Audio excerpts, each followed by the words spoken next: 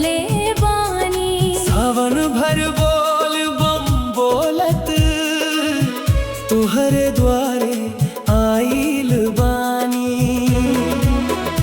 डमरू के धुन पर मनवा नाचे, घंटी गूंजे चारों ओर।